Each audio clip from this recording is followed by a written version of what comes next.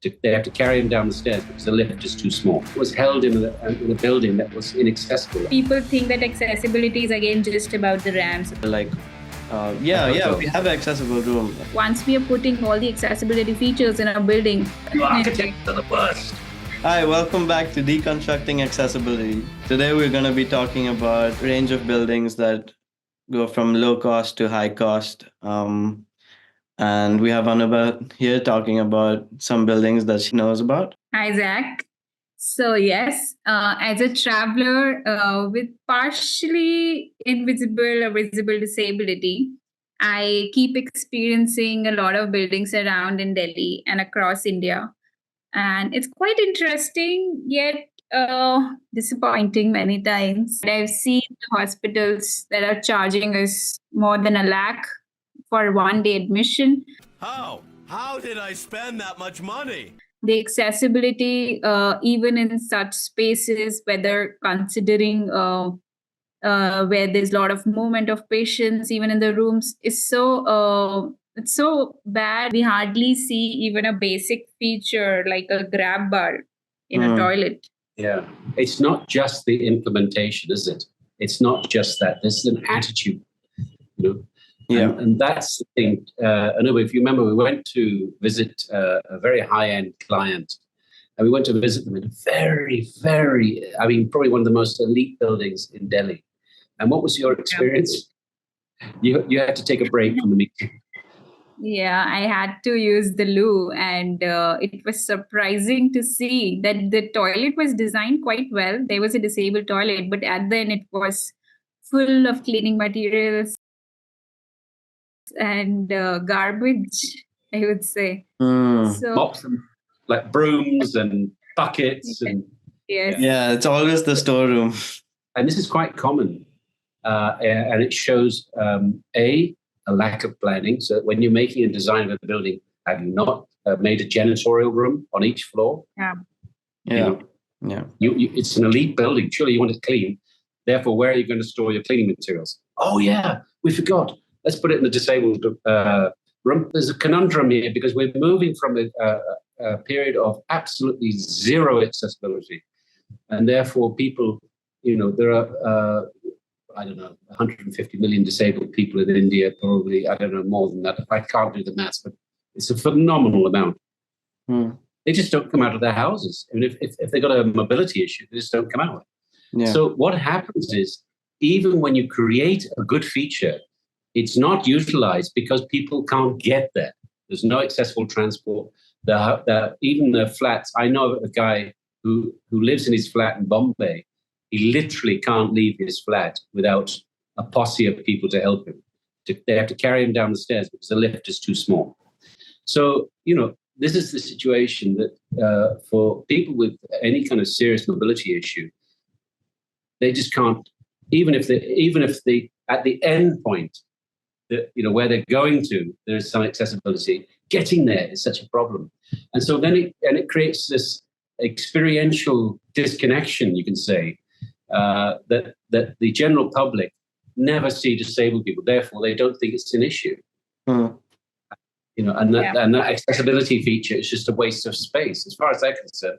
In fact, I have a story about this because a local hotel owner who's owns quite a few hotels, and we were talking about accessibility. Oh yeah, I know all about that. I'm the person that brought this point up in the meetings, and I'm the one pushing for this, and so on and so on. And then I said to him, by the way, you know that your hotel doesn't have an accessible. Oh no, we have an accessible. You can't handle the truth. But in this hotel, you don't have an accessible public toilet. In the lobby. And but then I went to his other hotel, and it was full of cleaning materials, and it still is today.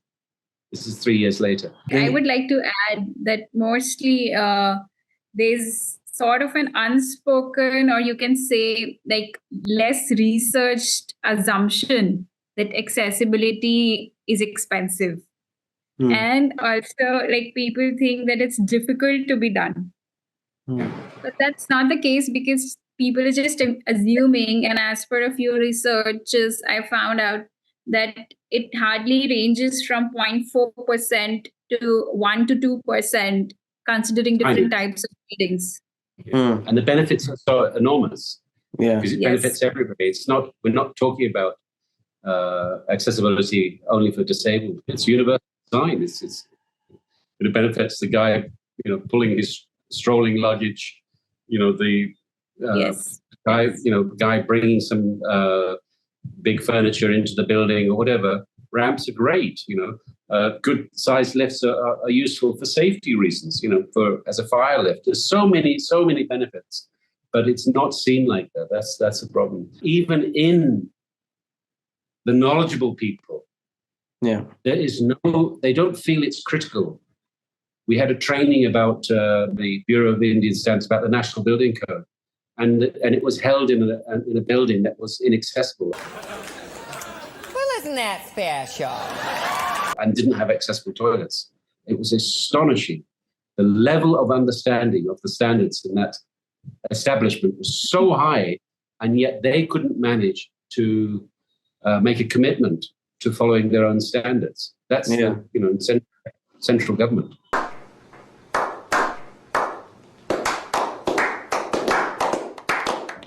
I even asked somebody, you're doing some renovation in this area. I hope there's going to be some non-slip tiling, because all the tiles were glossy in that building. Yeah. And the person was honestly embarrassed that they thought it was probably not going to be non-slip tiles. A lot of high-end buildings, they just don't have any concept of accessibility. Like, you go up to the reception and you ask for an accessible room, and they're like, we have an accessible room. And then they'll take you to a normal room, and then you'll look around and you'll immediately see that they don't have grab bars. They have a ledge right in front of the bathroom. They don't have enough, big enough bathroom doors. You can't even fit in there with a wheelchair. I mean, and then they say, this is our allotted accessible room. I did not sign up for this. And certainly in hotels, they should know better, because it's part of the star rating requirement that they have to be accessible. They have to have accessible parking, ramps, entrance, step-free entrance, those normal-sized proper lifts and all the rest of it, accessible bathroom.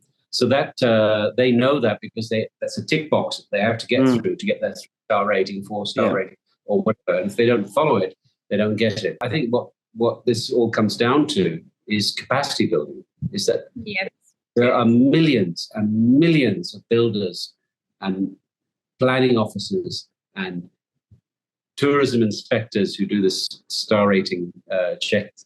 There's millions of people out there who have no idea. Architects, I would highlight, So you're an architect, so you can say that. I was being polite. I was trying to be polite. Oh my God! Yes, you architects are the worst. You should know better. The point is, most of the people, and even from the trainings that we have done recently, we've understood that the level of understanding about the subject is so low that people really have almost no understanding and knowledge about how the features have to be built properly, what is the exact dimensions that we have to look on for considering ramps or toilets. And even most of the people think that accessibility is again just about the ramps or the toilets, or just, you can say, lifts, but hardly people know that we need to consider so many other features that include signages or having an accessible parking. Accessibility also makes a lot of business sense to me, and I think that's a proven fact that we're not thinking of, once we are putting all the accessibility features in a building, the return on the investment or the number of customers that you're going to get to that space is definitely going to increase. I'll give you a really relevant story about this. Since Zach was small, near to our house, there was one shop. It's the only shop in Baroda that is fully accessible. It has accessible parking, it has a nice ramp into the building, it has automatic doors. And beyond that, that's one issue. So my wife uses a wheelchair. We always used to go shopping there for Zach's toys. So they got all the business from us. We didn't go to the mall that was inaccessible. We didn't go to other shops that were not accessible. Zach was very sporty, so he liked his things related to sport, but he loved Lego and so on. No, these are not cheap toys, but they got repeat business from us for over 15 years. Now, the other aspect about that place is that all of the people serving are people with personal disabilities. And now that says a lot about the owner. This is from 20 years ago. It's not a recent thing that happened.